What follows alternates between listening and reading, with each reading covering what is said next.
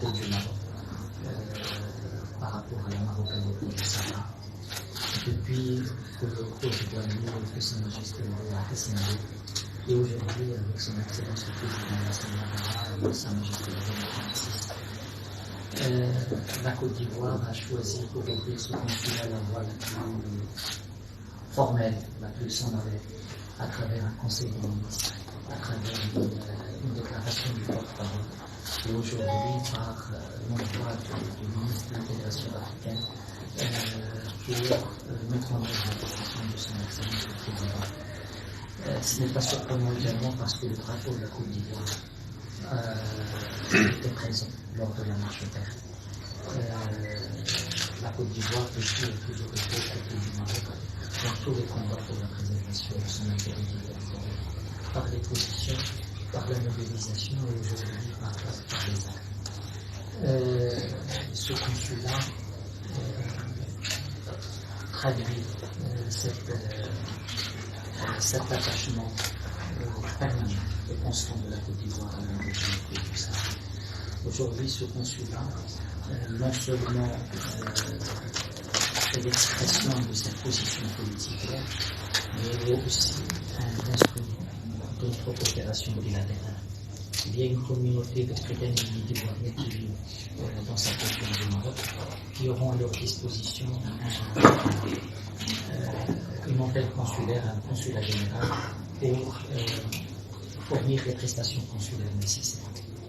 Deuxièmement, nous avons convenu d'augmenter le nombre de bourses octroyées par le Maroc à la Côte d'Ivoire par une trentaine de bourses qui seront consacrées aux Ivoiriens qui souhaitent avoir une formation ici à Lyon dans les centres de formation dans les domaines du métier de la mer, des énergies renouvelables, de l'agriculture, du tourisme et de toute l'offre de formation qui est disponible ici. Et ça va être donc un instrument important de notre coopération bilatérale. La région du Sahara est un carrefour commercial important. C'est le lien entre le Maroc et sa profondeur africaine. Et donc la dimension commerciale sera également présente, en plus de l'investissement qui pourrait également venir de cette région vers la Côte d'Ivoire dans le cadre de la coopération structurée très exceptionnelle entre nos deux pays.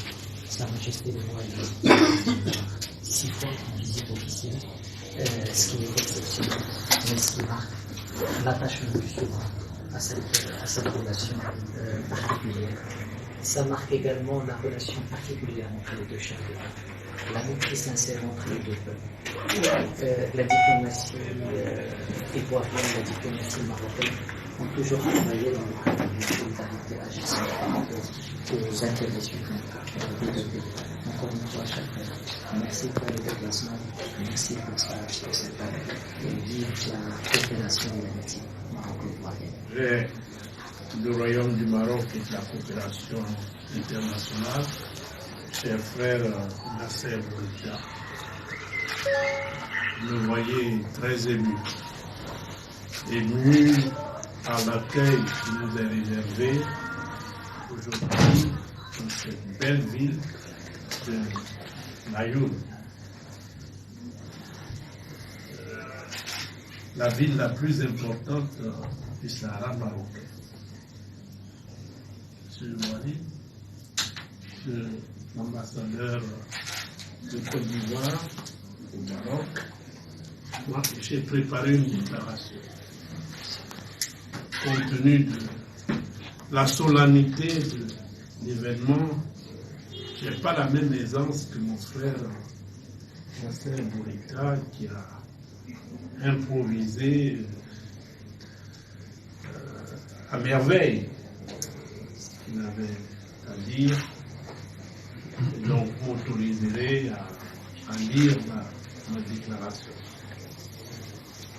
Mesdames et messieurs, avec l'inauguration du consulat général de la Côte d'Ivoire à Nayoun, la ville la plus importante du Sahara marocain, à la porte de l'Afrique, c'est incontestablement une nouvelle pierre blanche dans les relations exceptionnelles entretiennent depuis des décennies deux pays frères qui s'apprécient et se respectent, la Côte d'Ivoire et le Maroc. Chacune et chacun mesure la portée de ce acte qui traduit, s'il en était encore besoin, le caractère exemplaire et privilégié qui unissent nos deux nations. Si le président Alassane Ouattara a tenu à ce que je sois à vos côtés, mon frère Nasser Bourita, pour cette cérémonie d'inauguration, c'est pour apporter à la fois la preuve au peuple marocain de l'indéfectible amitié du peuple ivoirien au peuple marocain et le sentiment d'affection personnelle qu'il porte à Sa Majesté le roi Mohamed VI. Que le gouvernement ivoirien ait décidé d'ouvrir un consulat général dans cette région stratégique à vocation internationale indéniable et dans l'ordre normal des choses. Cette décision s'inscrit évidemment dans le cadre de la politique audacieuse et pragmatique que nous avons toujours défendue partout, dans tous les cénacles internationaux, à savoir la marocanité du Sahara.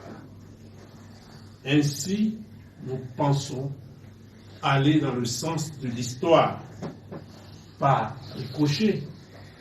Il va sans dire que la Côte d'Ivoire soutient le plan d'autonomie proposé par le Maroc, bien le plan d'autonomie proposé par le Maroc, plan qu'elle trouve sérieux et crédible.